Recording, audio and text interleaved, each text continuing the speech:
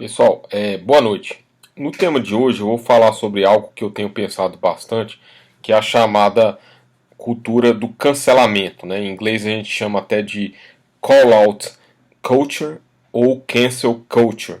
Inclusive esse termo cultura do cancelamento foi escolhido, no caso, o termo do ano de 2019 no dicionário Macquarie.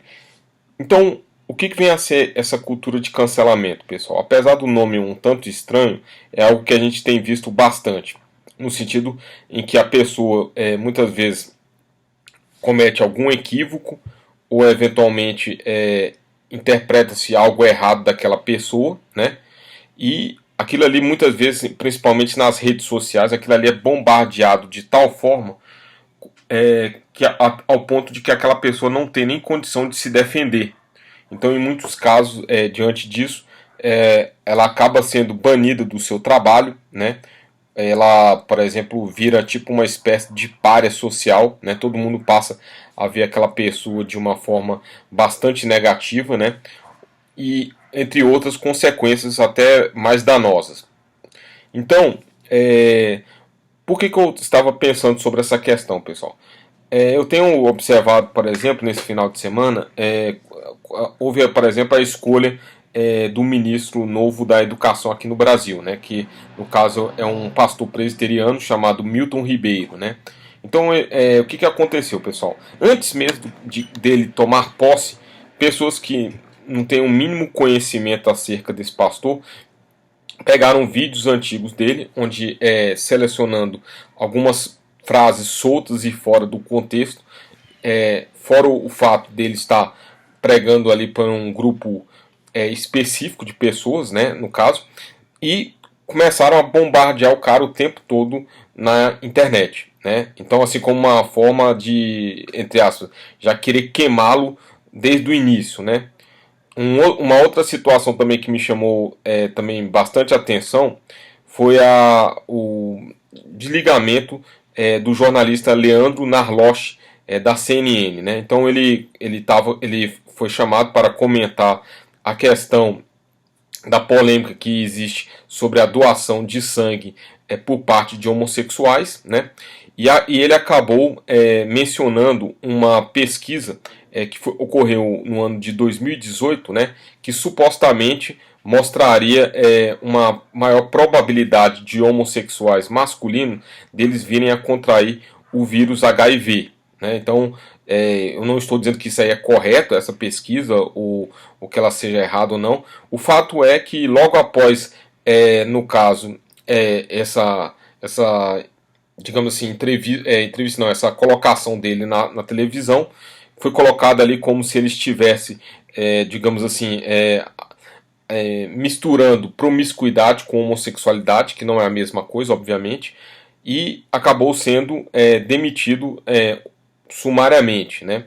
Então, assim, qual é o problema que eu vejo principal, pessoal, nessa cultura de cancelamento, pessoal? Pegando, por exemplo, esse caso que eu citei do jornalista Leandro Narloch, será que não seria muito mais interessante, por exemplo, se ele cita uma pesquisa como essa, se analisar qual é esse tipo de pesquisa, o que ela fala, quais são os erros eventuais que essa pesquisa traz, né? Até para demonstrar que aquele argumento realmente é um argumento falho, ou que o método científico ou matemático que foi utilizado nessa suposta pesquisa seria algo equivocado, né? Então, assim, só que isso aí dá trabalho. Então, o que é mais fácil hoje em dia? É você simplesmente corta aquela pessoa, porque às vezes ela não vai estar falando algo, no caso, que te interesse, né? Então, isso é uma cultura que ela começou também muito forte, também eu vejo assim, em Hollywood, né? Com aquele movimento Me Too, né? Então, ali, de repente, de uma hora para outra, apareceram vários diretores, né? E atores, né? Sendo acusados de estarem abusando ou assediando artistas no caso. E aí o que aconteceu? Mesmo sem que eles passassem por um julgamento, né, no sentido assim, de dizer se eles efetivamente cometeram aqueles fatos ou não, o fato é que acabou criando uma situação tal que alguns daqueles artistas acusados e até um diretor chegou a ser preso, né? No caso, mas o fato é que não se deu nem a oportunidade de se falar, no caso de se provar se aconteceu ou não a coisa. Ou seja, entre você parar para pesquisar, investigar a situação, no caso, simplesmente o mais fácil é você simplesmente cortar aquela pessoa ali, no caso, tirá-la dos filmes, né? E talvez aquela carreira daquela pessoa ali seja até encerrada. Entenda que aqui eu não estou buscando passar pano para ninguém ou justificar crime algum ou alguma conduta errada de ninguém. Porém, o que eu questiono, no caso, é a dificuldade que hoje as pessoas têm de ouvir, digamos assim, narrativas contrárias àquilo que elas acreditam e ter a possibilidade até de rever os seus posicionamentos se eventualmente estiverem errado.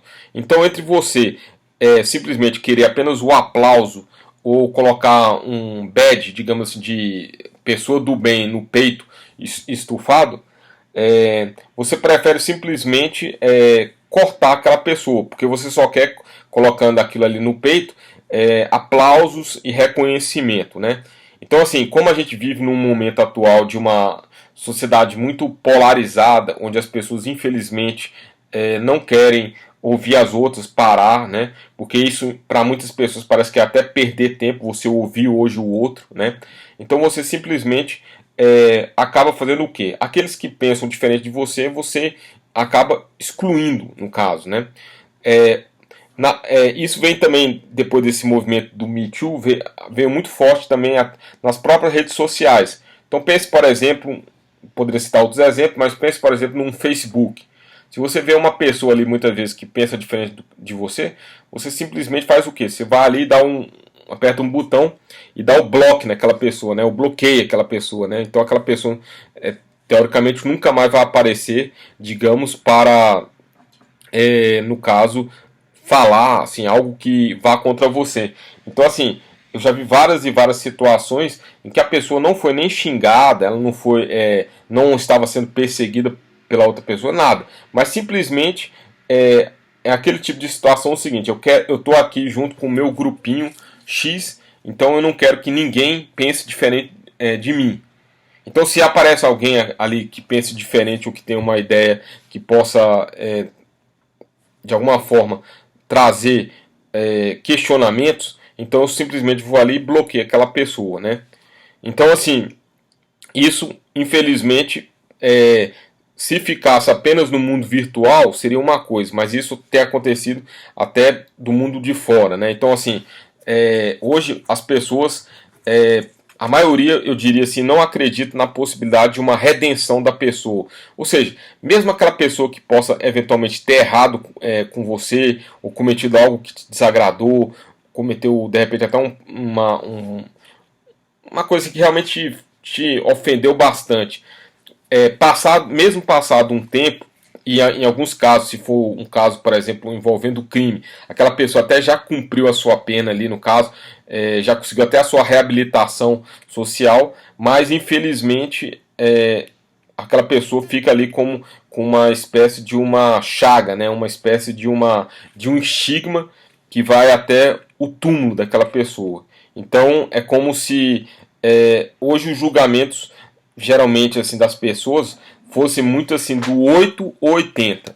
Ou seja, ou aquela pessoa é do bem, entendeu? E tudo que ela fala é legal, bacana, é uma pessoa interessante, tal tudo. Ou então é aquele tipo de pessoa que se ela errou, entendeu? Ela tem que ser cancelada, excluída, no caso. E mesmo se lá na frente, eventualmente, mostrar que mudou de vida ou mudou até assim o conceito que tinha no caso, isso não pouco interessa, as pessoas não estão mais interessadas, né? Então, assim, é uma visão muito, digamos assim, utilitarista das pessoas, né? Não se dá o tempo de investir nas pessoas, né? E é uma coisa que realmente também eu me preocupo muito, né? Eu acho que isso aí, eticamente, é uma postura um tanto questionável, e também, no momento em que se adota também uma espécie de cultura do cancelamento, eu diria para vocês que, na minha opinião, a sociedade fica mais burra, né? Por que mais burra?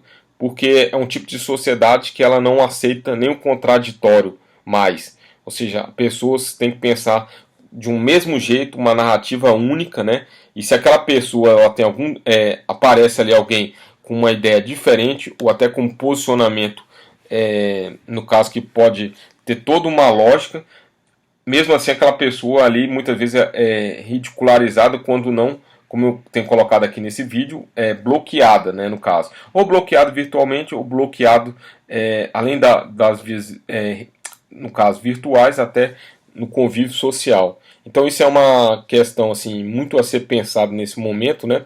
E esse vídeo ele busca fazer com que a gente esteja pensando qual tem sido a nossa postura com relação a esse tipo de coisa. Será que somos pessoas realmente tolerantes? Porque hoje em dia também temos muitas pessoas que chamam os outros de intolerantes, de fascistas, de todo tipo de rótulo desse que a gente tem visto por aí. Porém, é como se ela não se olhasse no espelho. Porque é exatamente dessa forma que essa pessoa age. Ela não mostra nenhum tipo de tolerância com quem pensa diferente dela, ou quem faz qualquer coisa que contraria algum interesse daquela pessoa, ou que não se amolde a, digamos assim, a cosmovisão dessa pessoa. Então ela, entre poder ter essa possibilidade de refletir, pensar, ver se aquilo ali que é colocado pelo outro tem alguma valia, pelo menos parcialmente, as pessoas em geral hoje em dia não se dão mais esse espaço, né? Então assim, esse vídeo ele busca trazer à consciência esse tipo de reflexão para que nós não sejamos esses tipos de pessoas rasas, né?